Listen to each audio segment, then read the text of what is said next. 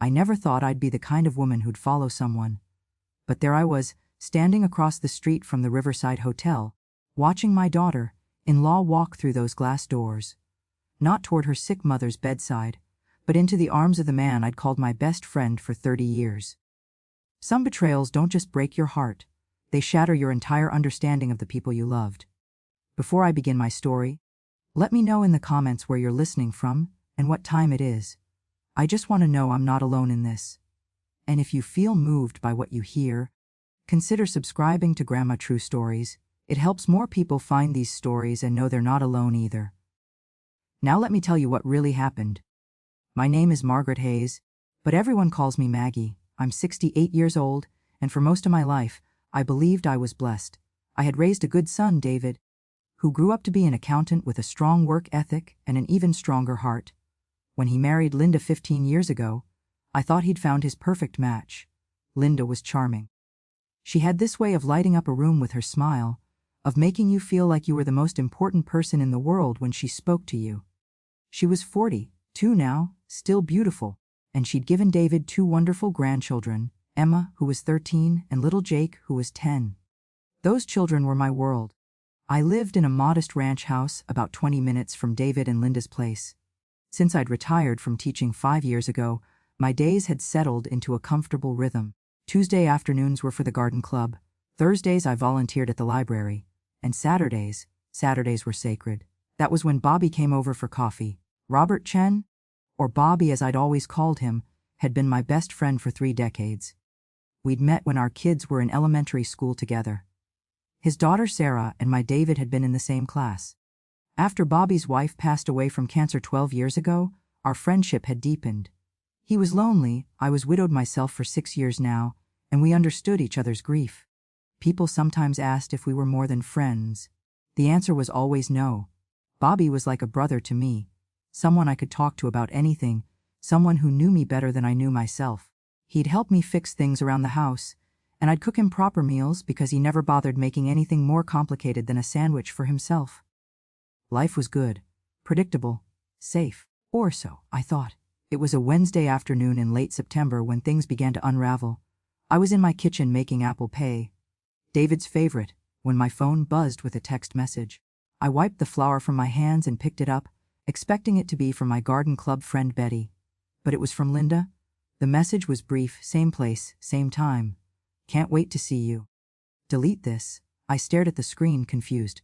Delete this? Why would Linda ask me to delete a message about what? Seeing me? We had no plans that I knew of.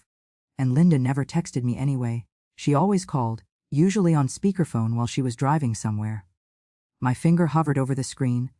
Then another message came through. This one sent rapidly after the first. Go D. Wrong person. Maggie, please ignore that.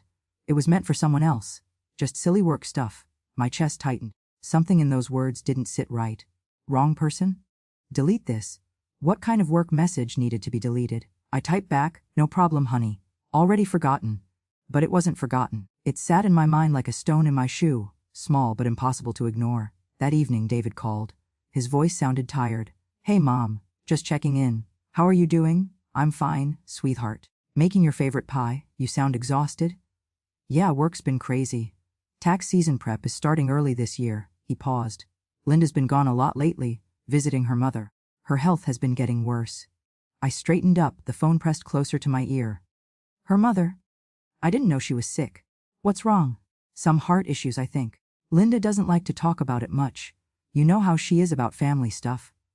But she's been driving up there every few days, sometimes staying overnight. My mind flashed back to the text message. Same place, same time. That's good of her, I heard myself say. Taking care of family is important.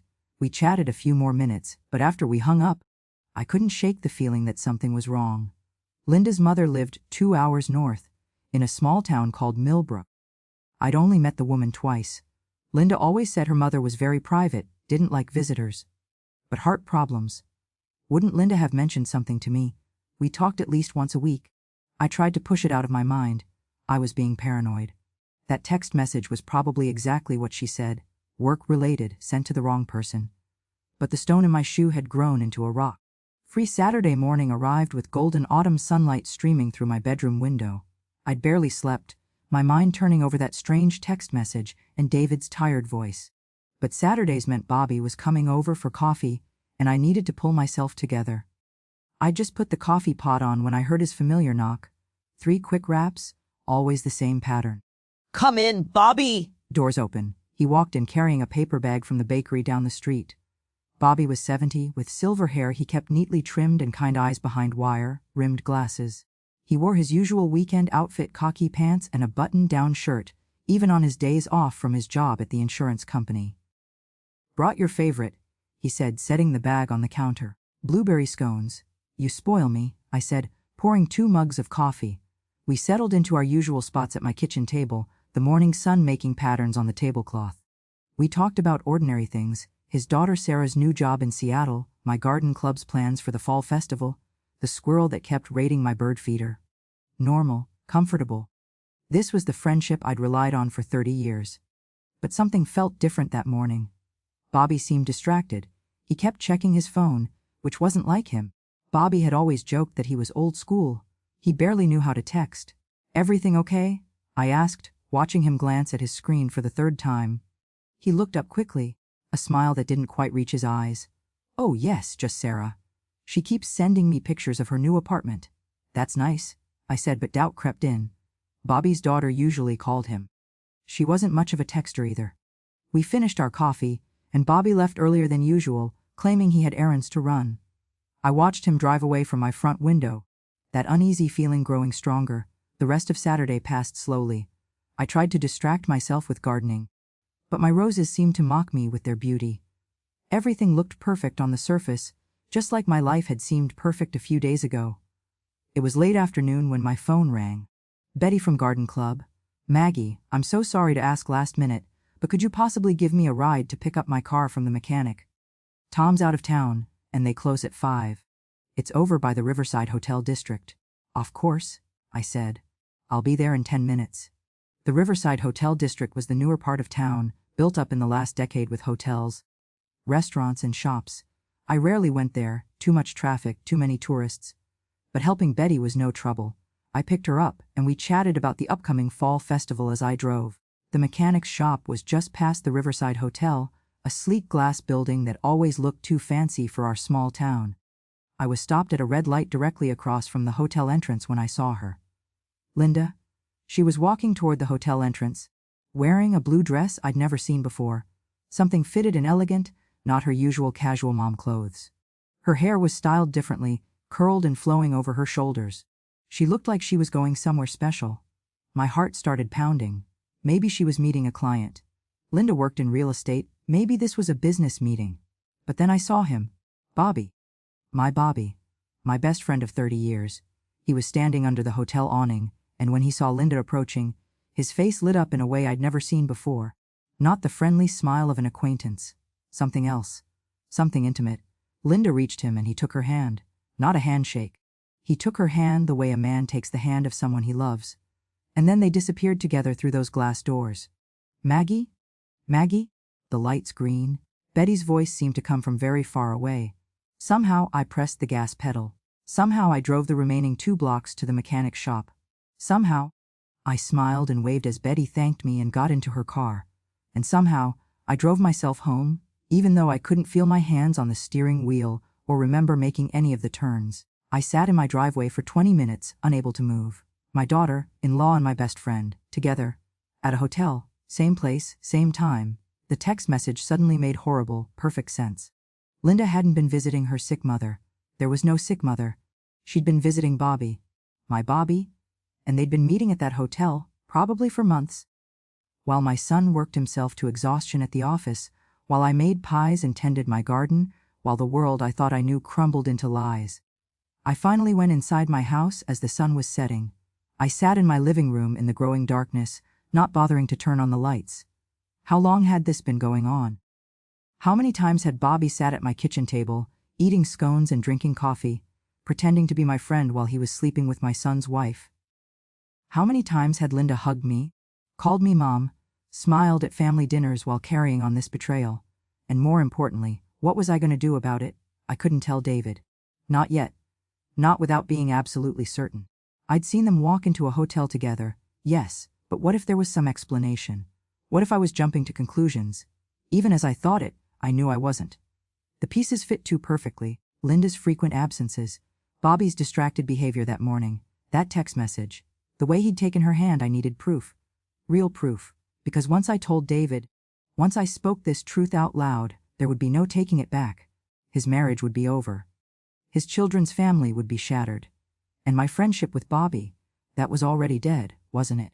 Dead the moment he'd chosen to betray not just me but my son. I sat there in the darkness for hours, my mind racing with plans and doubts and a grief so deep it felt like drowning. Finally, around midnight, I made my decision. I would watch. I would wait. I would gather my evidence. And then I would do what needed to be done, no matter how much it hurt. Because my son deserved the truth, and I would be the one to give it to him. Sunday morning, I woke up feeling like I hadn't slept at all. Maybe I hadn't. Every time I closed my eyes, I saw Bobby taking Linda's hand, saw them disappearing through those hotel doors together. I made coffee with shaking hands and sat at my kitchen table. The same table where Bobby had sat just yesterday morning, lying to my face. The blueberry scones he'd brought were still in the bag on my counter. I threw them in the trash. I needed to think clearly. I needed a plan. First, I pulled out a notebook, an old one from my teaching days, and started writing down everything I knew. The dates Linda had told David she was visiting her mother, the times Bobby had seemed distracted or canceled our Saturday coffees, that text message, what I'd witnessed yesterday. The list was damning, but it still wasn't proof. Not the kind of proof I could bring to my son without him thinking I was a paranoid old woman seeing shadows where there were none. I picked up my phone and looked at Linda's text message again. I'd saved it, despite her asking me to delete it. Same place, same time? What time and how often? My phone rang, making me jump. It was David. Morning, Mom. Just wanted to check if you're still coming to Emma's soccer game this afternoon. I'd completely forgotten. Emma had a game at 2 o'clock. Under normal circumstances, I wouldn't miss it for the world. But how could I sit on those bleachers next to Linda, making small talk, pretending I didn't know what she was doing? Of course I'll be there, I heard myself say. Wouldn't miss it? Great. Linda's making a picnic lunch. Should be nice. Weather's supposed to be beautiful. Linda's making lunch. Linda, who was probably with Bobby right now, or planning their next hotel meeting. Sounds lovely, sweetheart. I'll see you there. After we hung up, I sat very still thinking. The soccer game might actually be an opportunity. If I could keep Linda engaged in conversation, maybe I could learn something. Maybe I could trip her up. I spent the next few hours preparing myself mentally. I practiced smiling in the mirror. I rehearsed casual questions. By the time I drove to the soccer field, I'd almost convinced myself I could do this. The parking lot was crowded with families. I found David setting up folding chairs along the sideline, and Emma was warming up with her team on the field. She saw me and waved enthusiastically. That sweet girl had no idea her world might be about to fall apart. "Hi, Grandma," she called out. I waved back, my heart breaking. How could Linda do this to her own children? Linda was spreading out a blanket behind the chairs, arranging sandwiches and fruit from a cooler. She looked up as I approached, and her smile was so genuine, so warm, that for a moment I wondered if I'd imagined everything. Maggie! "I'm so glad you could make it." She stood up and hugged me. I forced myself not to stiffen, forced myself to hug her back. "Wouldn't miss seeing Emma play," I said, settling into one of the chairs David had set up. The game started, and for a while, I could almost forget. Emma was good, really good. She scored a goal in the first half, and we all cheered. Little Jake ran up and down the sideline, trying to kick his own soccer ball and occasionally running into other spectators. At halftime, Linda and I sat on the blanket while David took Jake to the bathroom. This was my chance.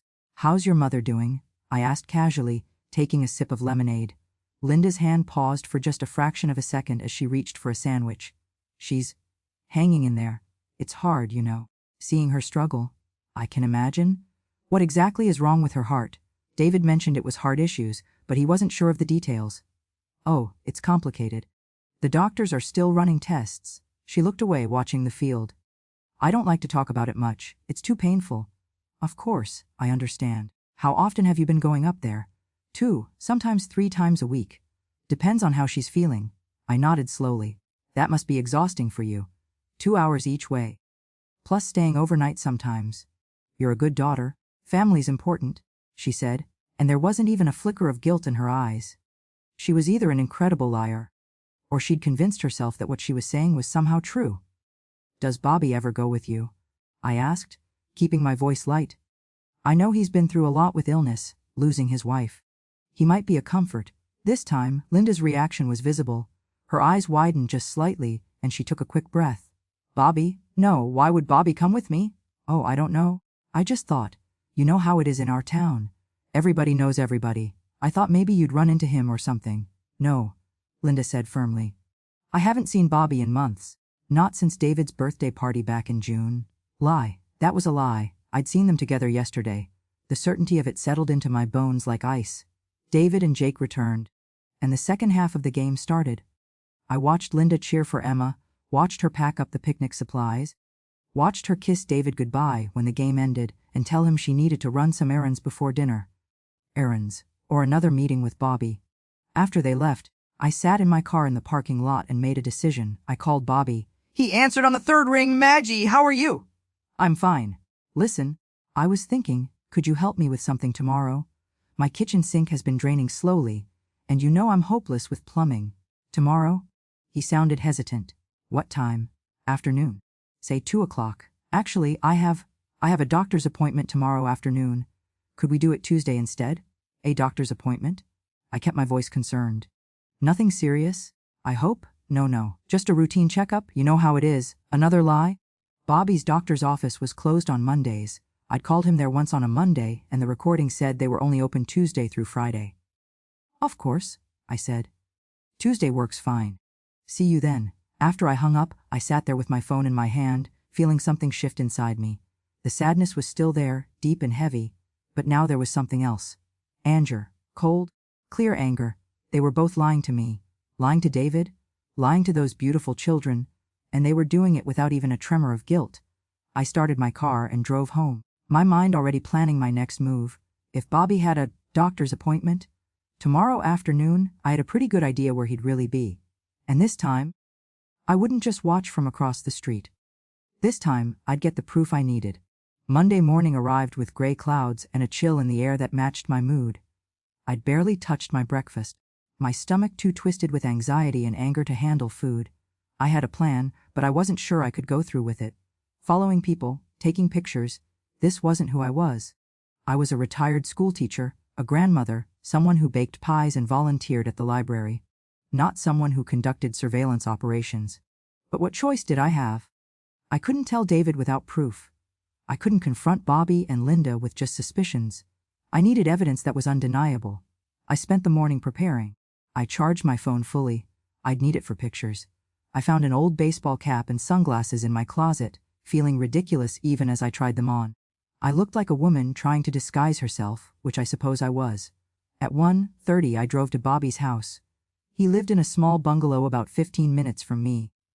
In a neighborhood with lots of trees and parked cars, good for staying hidden. I found a spot down the street where I could see his driveway and settled in to wait. My hands were shaking. I gripped the steering wheel to steady them. At 1:50, Bobby's silver sedan backed out of his driveway. I waited until he reached the corner, then followed, keeping several car lengths behind. I'd never followed anyone before, and I was terrified he'd spot me. But Bobby never looked back. He seemed focused, confident, like a man who had no reason to think anyone would question where he was going. He took the main road toward downtown, then turned toward the Riverside Hotel district. My heart sank even as my suspicions were confirmed. When he pulled into the hotel parking lot, I parked on the street, far enough away that he wouldn't notice my car, but close enough that I could see. Bobby got out, checked his watch, and straightened his shirt. He was wearing nice clothes, dress pants and a button-down shirt I'd never seen before. He looked nervous, excited. He walked into the hotel. I waited, my heart pounding so hard I could hear it in my ears. The dashboard clock showed 2:15, 2:20, 2:30. And then Linda's white SUV pulled into the parking lot. I grabbed my phone with trembling hands and opened the camera. Linda got out, looking around quickly before hurrying toward the entrance. She was wearing that same blue dress from Saturday. I took pictures. Click, click, click. Linda walking toward the hotel, the timestamp showing on my phone screen, her license plate visible in one shot. She disappeared inside. Now came the hard part. I had pictures of them arriving separately, but that wasn't quite enough, was it? They could claim they were there for separate reasons, just a coincidence. I needed more. I took a deep breath, pulled my baseball cap lower, put on my sunglasses, and got out of my car. My legs felt weak as I crossed the street and walked toward the hotel entrance. The lobby was modern and sleek, all glass and chrome. A young woman sat at the front desk, typing on her computer.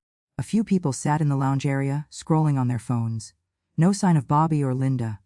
I stood near a display of tourist brochures, pretending to read about local attractions while my eyes scanned the lobby. There was an elevator bank to my right. Had they already gone up? I waited, feeling conspicuous and foolish. What was I doing here? What did I think I would accomplish? Then I saw them. They came out of the elevator together.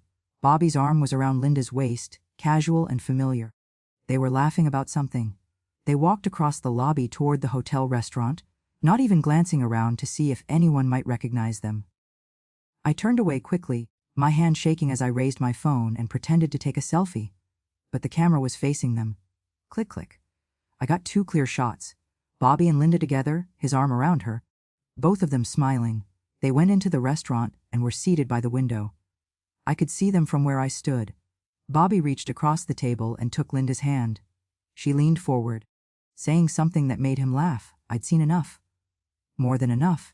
My eyes were burning with tears as I walked back to my car. I sat there for a long time, looking at the photos on my phone. Clear, undeniable proof of what they were doing. Bobby Chen and Linda Hayes. Together at a hotel in the middle of the afternoon? On a day when Bobby claimed he had a doctor's appointment and Linda was supposedly visiting her sick mother. The betrayal cut deeper than I'd expected. Seeing it in person, watching them laugh and touch each other so casually, it made everything real in a way that changed something fundamental inside me. I drove home in a daze. When I got there, I downloaded the photos to my computer and backed them up to a flash drive. Then I sat at my kitchen table and cried for the first time since this whole nightmare began. I cried for my son, who worked so hard to provide for his family while his wife betrayed him. I cried for Emma and Jake, who would have their world torn apart. I cried for the friendship I'd lost, or maybe the friendship that had never really existed in the first place. And I cried for myself, for being foolish enough to trust people who didn't deserve it. My phone buzzed with a text message. It was Bobby. Hi Maggie, just finished at the doctor's. Everything looks good. Still on for Tuesday to look at your sink. I stared at that message for a long time. The casual lie of it. The ease with which he could deceive me. I typed back, yes, Tuesday at 2. See you then. Because I had a plan now, I would confront them both, separately, calmly, with my evidence in hand. I would give them a chance to come clean, to do the right thing before I went to David. And if they didn't, then I would tell my son the truth, and let him decide what to do with his lying wife and his mother's traitorous best friend. I sat there as the afternoon faded into evening, the photos on my phone a weight I couldn't put down. Tomorrow, I would start the hardest conversations of my life. But tonight, I would grieve for the life I thought I had, and prepare myself for the war ahead. Tuesday morning came too quickly. I'd barely slept, running through different scenarios in my mind. What would I say? How would they react? Would they deny it even with proof? I decided to start with Bobby. He was coming over at 2 o'clock, and I would face him on my own turf, in my own home where he'd sat so many times pretending to be my friend. I spent the morning cleaning, not because the house needed it, but because I needed something to do with my hands. I vacuumed, dusted, organized my kitchen cabinets, anything to keep moving, to keep my mind from spinning out of control. At 1:30, I made coffee, not because I wanted to be hospitable, but because I needed something familiar, something normal to hold on to. At exactly 2 o'clock, Bobby knocked his familiar 3-rap pattern on my door. Come in, I called, my voice steadier than I expected. He walked in with his toolbox and that same friendly smile that had fooled me for so long. Hey Maggie. Let's take a look at that sink of yours. Actually, Bobby, the sink is fine. I need to talk to you about something else. Sit down. Something in my tone must have warned him. His smile faltered.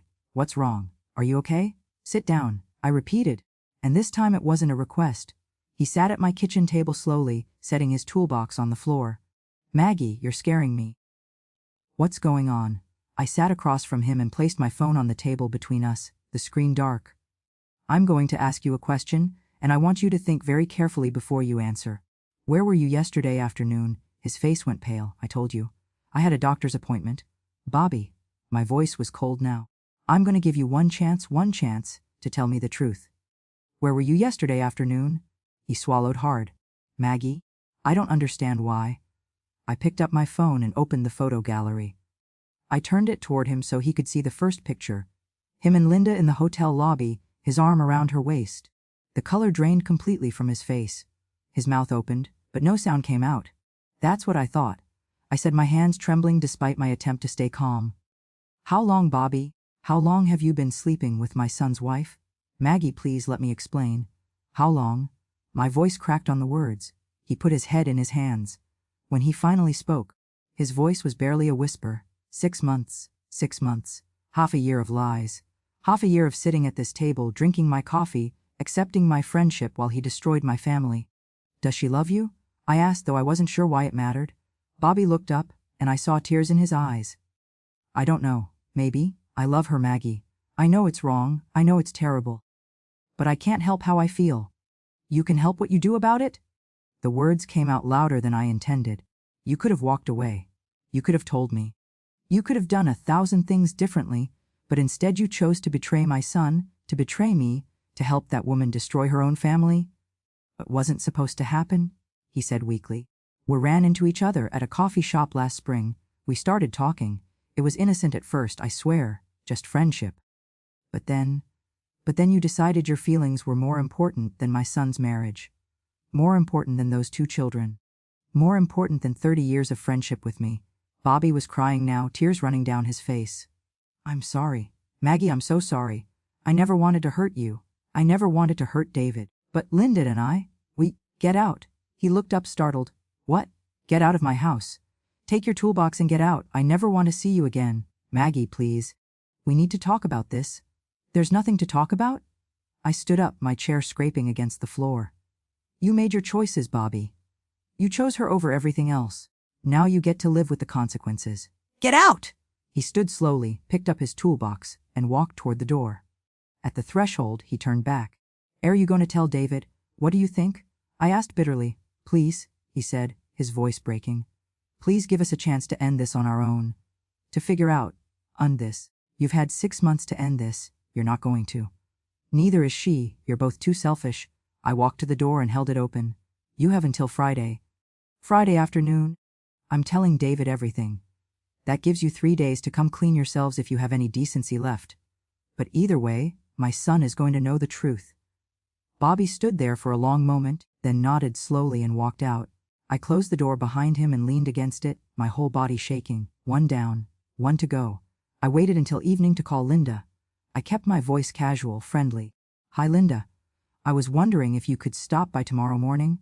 I have some of Emma's old school papers I thought she might want to keep, and some recipes I wanted to share with you. Oh, sure. Maggie, what time? How about 10 o'clock? Perfect. I'll see you then. After we hung up, I sat in my living room and thought about what I would say. With Bobby, I'd let my anger show. But with Linda, I needed to be different. Controlled. Because Linda was the one who had the most to lose, and she was the one I trusted least to do the right thing. Wednesday morning, I was ready. I'd printed out the photos and put them in a folder on my coffee table. I'd made tea, not coffee. Nothing that would remind me of the comfortable mornings I'd shared with Bobby. Linda arrived exactly at 10, wearing jeans and a sweater, her hair in a ponytail. She looked like a normal suburban mom, not someone who was tearing apart her own family. Hi, Maggie! She hugged me, and I let her, my body stiff. Come in. Have a seat. We settled on my couch and I poured tea from the pot I'd prepared. Linda chatted about Emma's upcoming school project, about Jake's new interest in drawing. Normal conversation, the kind we'd had 100 times before. I let her talk for a few minutes. Then I set down my teacup and picked up the folder from the coffee table. Linda, I need to show you something. I opened the folder and handed her the first photo. She looked at it, and all the color drained from her face. Her hand started shaking, and she nearly dropped the picture. How did you? I handed her the next photo, and the next. Bobby with his arm around her, the 2 of them in the hotel lobby, the timestamps clear on each image. I saw you, I said quietly. Last Saturday I was driving past the Riverside Hotel, and I saw you and Bobby. Then on Monday I followed him. I watched you both walk into that hotel. I took these pictures. Linda was crying now, tears streaming down her face. Maggie, please. Does my son know? She shook her head violently. Are you in love with Bobby? She didn't answer, just kept crying. Linda. My voice was harder now. Look at me. She raised her eyes, mascara running down her cheeks. You have 3 choices, I said. First choice, you end this affair right now. Today. You tell Bobby it's over, and you never see him again except in passing.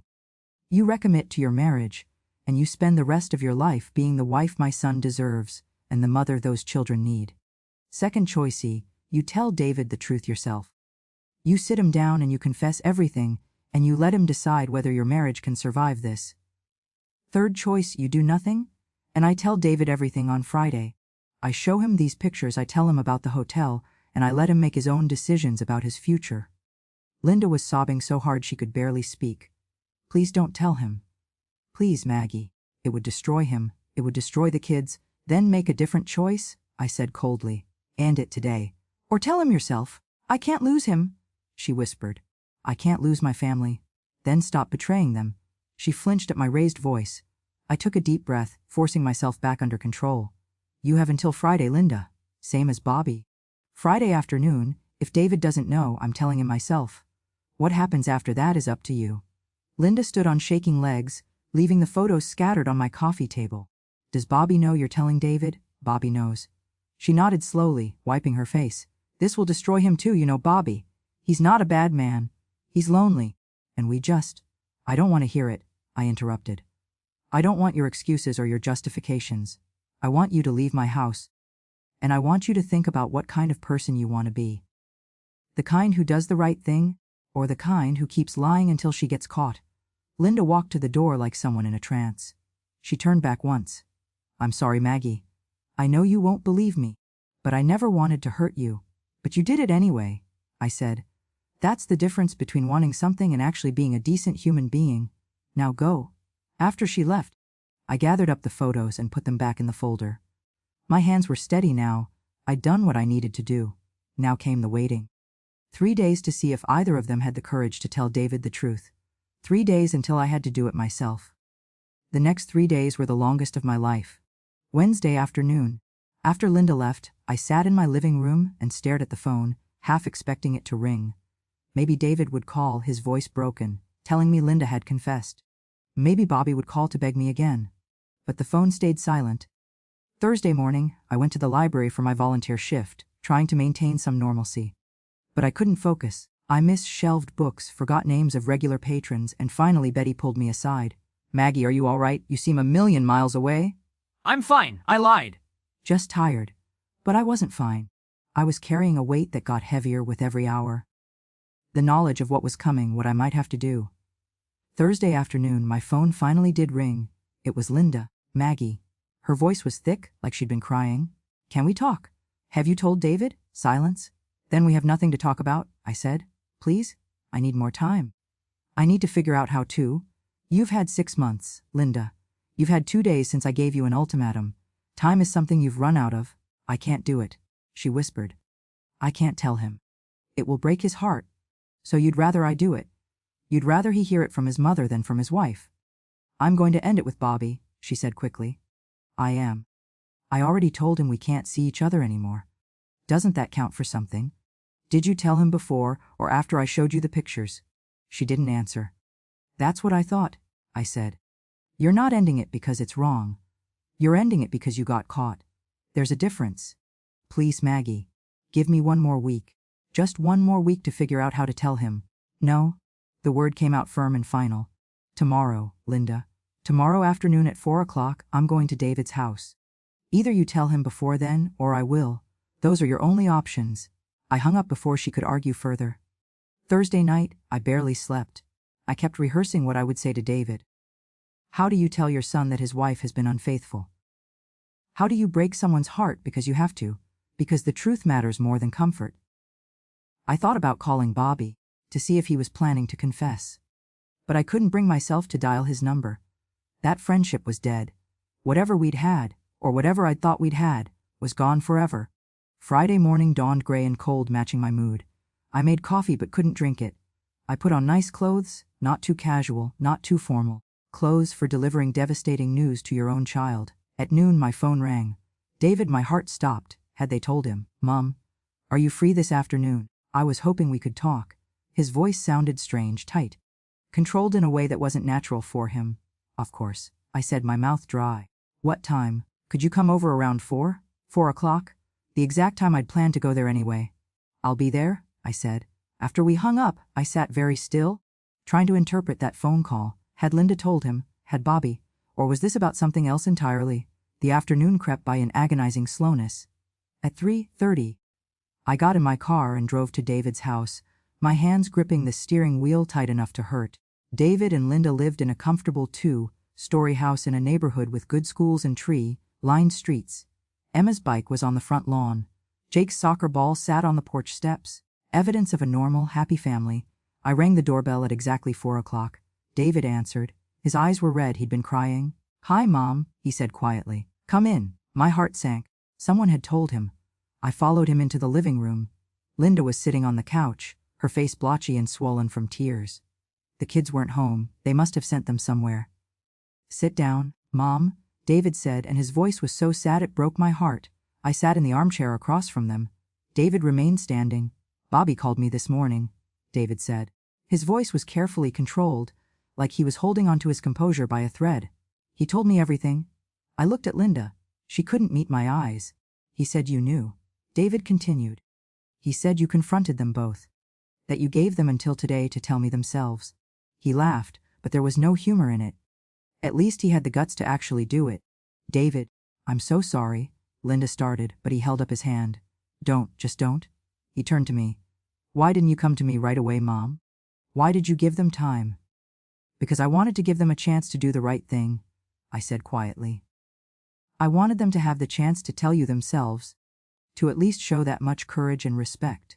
And Linda couldn't even do that much," David said bitterly. He looked at his wife. "Bobby called me." "Bobby, the man who betrayed me, had more integrity than you did."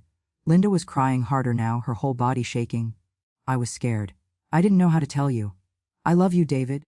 I love our family." "Don't?" His voice rose, and I saw the anger breaking through. "Don't you dare talk to me about love. You don't betray someone you love. You don't lie to them for 6 months. You don't sleep with their mother's best friend while they're working themselves to death to provide for you." "David," I started, but he turned to me, his eyes blazing. "And Bobby." "Bobby!" "I've known him my whole life, Mom. He was at my high school graduation, my wedding. He's been to every family dinner, every holiday. How could he do this? How could either of them?" "I don't know," I said honestly. "I've been asking myself the same question." David paced the room like a caged animal. "Bobby said it started last spring. That they met by accident and it just happened. Like it was something that happened to them, not something they chose." He stopped in front of Linda. "You chose this. Every time you lied about visiting your mother. Every time you snuck off to that hotel. Every time you came home and kissed me goodnight. You chose this."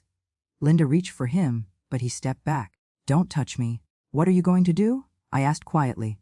David looked at me, and I saw something in his eyes I'd never seen before. A hardness, a determination. "I'm going to talk to a lawyer," he said. "Monday morning, first thing. I'm going to figure out custody arrangements and asset division and all the practical things I need to do. And then I'm going to start rebuilding a life that isn't built on lies." "David, please," Linda sobbed. "Please, we can work through this. I'll do anything. Counseling, therapy, whatever you want. I made a mistake, but we can fix this." "A mistake?" David's voice was cold. "A mistake is forgetting to pick up milk on the way home. A mistake is double booking appointments. This wasn't a mistake, Linda, this was a choice. 6 months of choices. 6 months of looking me in the eye and lying." He turned back to me. "Thank you, Mom, for finding out, for telling me. I know this couldn't have been easy for you either." "It wasn't," I admitted. "Bobby was my best friend for 30 years, or I thought he was." "Have you talked to him since Tuesday?" "No. And I don't plan to. That friendship is over." David nodded slowly. "Mine too. Whatever we had, whatever I thought we had, it's gone." He looked exhausted suddenly. Like the anger had drained all the energy from him. "I'm going to pick up the kids from my sister's house. They're going to wonder why their mother is upset. I'm not going to tell them yet. They don't need to know the details, but eventually, they're going to have to understand that their family is changing." He walked to the door and grabbed his keys. Before he left, he turned back to Linda. "You can stay in the house tonight. Tomorrow we'll figure out other arrangements. But I can't be under the same roof as you right now. I can't even look at you. And then he was gone, the front door closing behind him with a quiet click that sounded like finality. Linda and I sat in silence for a long moment. Finally, she looked at me. Are you happy now? Her voice was bitter, angry. You've destroyed my marriage. You've destroyed everything. I didn't destroy anything, I said, standing up. You did that all by yourself. I just made sure the truth came out. He'll never forgive me, she whispered. Maybe not, I said. Or maybe, with time and a lot of work, he will. But that's between you and him now. All I did was make sure he knew what was happening in his own marriage. I walked to the door, then turned back. For what it's worth, Linda, I hope you figure out who you want to be. Not for David's sake, or even for the kids' sake. But for your own. Because right now, you're someone who chose momentary happiness over everything that really mattered. And that's a hard thing to live with. I left her there, crying on her couch in the house that might not be hers much longer. As I drove home, I felt a strange mix of emotions. Relief that the truth was finally out. Sadness for what my son was going through. Grief for the friendship I'd lost. And underneath it all, a quiet certainty that I'd done the right thing, even though it was the hardest thing I'd ever had to do. 3 months had passed since that awful Friday afternoon when everything came crashing down. It was mid-December now, and I was sitting in my living room watching the first snow of the season fall outside my window. The house was quiet, too quiet maybe. But I was learning to live with the silence. David had filed for divorce in early October. Linda hadn't contested it. She'd moved out of the house within 2 weeks, renting a small apartment across town. David got primary custody of Emma and Jake, with Linda having them every other weekend and 1 evening a week. The kids had taken it hard, especially Emma. She was old enough to understand that something serious had happened, even though David had spared her the details. She'd asked me once, "Grandma, why don't you come to visit when Mom is there anymore?" I'd told her the truth, in the gentlest way I could. Sometimes grown-ups make choices that hurt the people they love. Your mom made some choices that hurt your dad, and hurt me too. We all need some time to heal. Did she make choices that hurt us too? Emma had asked, her 13-year-old eyes far too knowing. Not on purpose, sweetheart. But yes, sometimes when grown-ups hurt each other, kids get hurt too. That's why it's so important to think about the consequences of our actions. Jake, at 10, understood less but felt the loss just as deeply. He'd asked about Bobby once. Why doesn't Mr. Chen come around anymore? He was going to teach me how to fix bikes. That one had been harder to answer. Mr. Chen and I aren't friends anymore, buddy. Sometimes friendships end, even when we wish they wouldn't. I hadn't seen Bobby since that Tuesday when I'd ordered him out of my house. I'd heard through the neighborhood grapevine that he'd retired early from the insurance company and was spending a lot of time traveling. Running away from his guilt, maybe. Or maybe just trying to find somewhere he didn't have to face what he'd done. I'd run into him once, at the grocery store in late October. We'd rounded the corner from opposite directions and nearly collided. For a moment, we just stood there, frozen, staring at each other. He looked older. Thinner. There were new lines around his eyes. He'd said quietly, "How are you?" "I'm managing," I'd replied, my voice cool. "I heard about David and Linda, the divorce." "Yes." He'd stood there, clearly wanting to say more. Finally, he'd spoken. "I know you won't believe me, but I never wanted any of this to happen. I never wanted to hurt you, or David, or anyone. But you did," I'd said simply. "You made your choices, Bobby. Now you have to live with them. We all do." I'd walked past him then, my cart rolling between us like a barrier. I'd heard him call my name once more, but I hadn't looked back. Some betrayals were too deep to forgive. Maybe that made me a bad person, a bad Christian, someone who couldn't practice what the church preached about mercy and second chances. But I'd given Bobby 30 years of friendship, of trust, of believing he was someone he turned out not to be. I had nothing left to give him. Linda had tried to reach out to me several times. Phone calls I didn't answer. A letter I'd thrown away without reading. She'd even shown up at my door once, in early November. "Please, Maggie." She'd said through the screen door I wouldn't open. "Please let me apologize properly. Let me try to explain." "There's nothing to explain," I'd told her. "And no apology can undo what you did. You need to focus on being a better mother to your children and leave me alone." "I miss you," she'd said, and she'd actually sounded like she meant it. "I miss our talks, our family dinners. I miss feeling like I had a mother figure in my life." Then you should have thought about that before you destroyed your family, I'd said, and closed the inner door. I hadn't felt good about being so harsh, but I also hadn't regretted it. Some things couldn't be smoothed over with apologies and tears. David was doing better than I'd expected, considering. He'd thrown himself into work at first, staying late at the office, burying himself in numbers and tax forms. But gradually, he'd started coming back to life. He joined a divorced dad's support group at the church. He'd started coaching Jake's soccer team. He'd even gone on a few dates. Nothing serious, he'd assured me. Just trying to remember what it felt like to have adult conversation that didn't revolve around betrayal and lawyers. I'm proud of you, I'd told him last week when he'd come over for Sunday dinner. For what? He'd asked, helping me clear the dishes while the kids watched TV in the living room. For not letting this destroy you. For being strong for Emma and Jake. For still being able to trust people. He'd been quiet for a moment. It hasn't been easy, Mom. Some days I wake up angry all over again. Some days I wonder if I'll ever be able to trust anyone completely ever again. That's normal, I'd said. You're grieving. Not just for your marriage, but for who you thought Linda was. For the future you thought you'd have. Are you? He'd asked. Grieving for your friendship with Bobby. Every day, I'd admitted. Even though I'm angry at him, even though I can't forgive him. I still miss my friend. Or the person I thought was my friend. David had hugged me then, and we'd stood there in my kitchen. Two people trying to figure out how to build new lives on the rubble of old ones. Now, sitting here watching the snow fall, I thought about what I'd learned in these 3 difficult months. I'd learned that you can love someone and still have boundaries. That forgiveness isn't always required, no matter what people say. That sometimes the kindest thing you can do is tell the truth, even when it hurts. I'd learned that loneliness was different from being alone. I was alone more often now. No more Saturday morning coffees with Bobby. No more casual drop-ins from Linda. No more big family dinners where everyone pretended everything was perfect. But I wasn't lonely. Not really. Because I had my integrity intact. I had my son's respect. I had my grandchildren's trust. And I had the knowledge that when it mattered most, I'd done the right thing. My garden club friends had rallied around me. Betty had figured out something was wrong and had gently coaxed the story out of me one afternoon over tea. She'd been appropriately outraged on my behalf. After 30 years, she'd exclaimed. That man should be ashamed of himself. And with your daughter-in-law, it's unconscionable. Word had spread through our small social circle, as it inevitably did. But people had been kind. They'd invited me to more events, made sure I wasn't isolated. They'd respected my privacy when I needed it and offered company when I didn't want to be alone. I'd started seeing a therapist too, something I never thought I'd do. Dr. Martinez was a kind woman in her 50s who specialized in family trauma.